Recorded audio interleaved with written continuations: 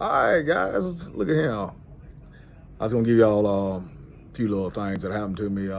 As far as the Holy Spirit dealing and talking to me, I felt like it was a few of those times I was gonna share with you, and also some of these I've shared in my testimony if you've ever listened to that. But I know back when Deborah first got saved, um, we've been married probably right at a year, almost a year. And she comes home on a Sunday night one night, and she comes in, puts her stuff up, and she said, "Hey, look, something happened to me tonight." I said, "Yeah." I said, "What was that?" She said, "I got saved." And me being brought up in church and all this and everything, because at this time I'm not. If I was saved, I sure ain't acting like it. Because at one time, when I was younger, I said I did go to the altar and I did pray the prayer, but I don't think I really mean it. And but she tells me I've been saved, and I said that's good. And at the exact same time I'm telling her that's good, um, this thought goes through my head, says things have been to change. And I was right there, because as I was saying that, this thought was going through my head saying things been to change. And it's hard for me to have two thoughts at one time. And about the only time I ever have two thoughts is when I feel like the Holy Spirit speaking to me. And so I'd say maybe a few weeks pass or something. But I know it's Saturday. I'm sitting there on the couch one day. It's around lunchtime. I can't remember exactly, but I'm sitting there watching a little TV on the couch, and Deborah comes over and just sits down beside me. She gets kind of close to me and everything, and but she really don't say anything to me. We're just sitting there watching TV. Well, I felt this sorrowful feeling start kind of coming over me, man. I was feeling sad, feeling sorrowful, and it was the Holy Spirit dealing with me, and I knew it. I knew what it was. And I'm sitting there kind of looking at TV, and I just kind of look out the door because I don't want her to see me tearing up, and because she's gonna look at me like, "What in the world is wrong with you?" That's what I'm thinking. Like, this. What is you just gonna sit there and you just gonna start crying? So anyhow, that goes on for a couple minutes. That feeling and everything, it just kind of goes away. Well, I've told this in my testimony. The night I got saved, which is, like I said, my time gets mixed up. It might have been a few weeks or a few months after this. But I go to church on Sunday night, and man, I ain't got into church good, and God starts dealing with me. The Holy Spirit, I'm talking about, is strong, and I'm talking about, I've been to funerals. I've been, seen loved ones pass away. I've never felt this sorrowful feeling like I'm feeling now, or at that time. And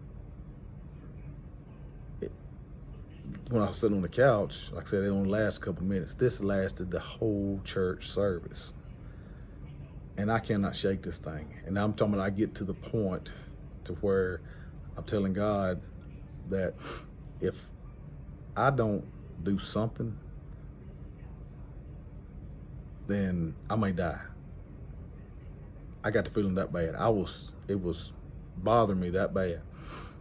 And I know some people, you may think, well, why would God make you feel bad? God's love, God's, happy, but to my understanding, what I'm thinking is what we call like grieving the Holy Spirit, like when you hurt somebody so bad, and you realize it hurts you.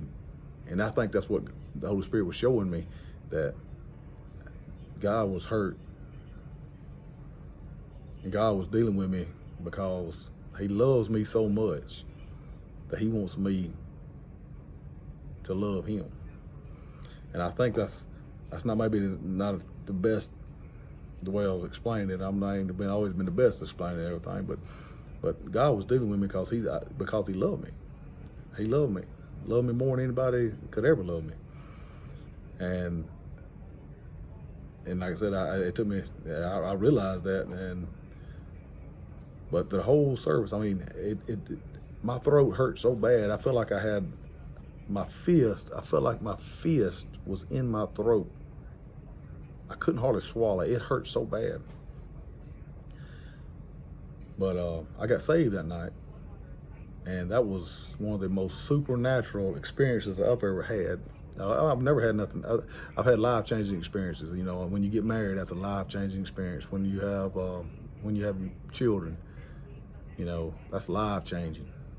You know, those are big life-changing things that happened in my life.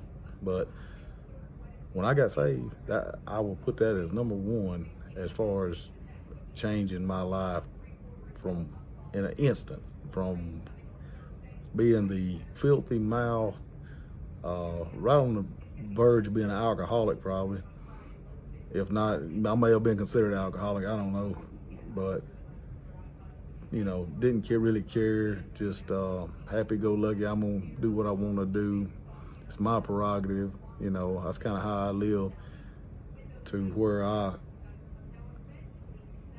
when I left that church, I knew I didn't drink anymore, and left a six-pack in my refrigerator for days, just to prove to myself and whoever that I wouldn't drink anymore. I left it in there on purpose. I could have went and just threw it in the garbage can and been over with, but I said, no, because it was that clear to me that I didn't, as much as I enjoyed drinking, because I enjoyed it. I enjoyed it a lot and got pretty good at it. But I left that six-pack in there. Not as a temptation, but to show myself, hey, that ain't nothing. You don't want that. You don't need that. Don't desire it anymore. God took that desire completely out of my life. My filthy mouth. God took that out of my mouth. Took it out of my life. And those other things I had in my life too, and over the years, and I always wondered, God, why did you not take these too? Because I was like, but God, you know, He's got a plan, and you know, baby's got to learn how to walk, and I think that's what He was trying to teach me. You know, you got to learn how to walk, so you got to have some things to overcome. And over the years, I've struggled with some, and I've overcome some, and I'm still overcoming some. But that just another thing that happened. Some things that happened. I felt like the Holy Spirit was in, and how I got saved and everything.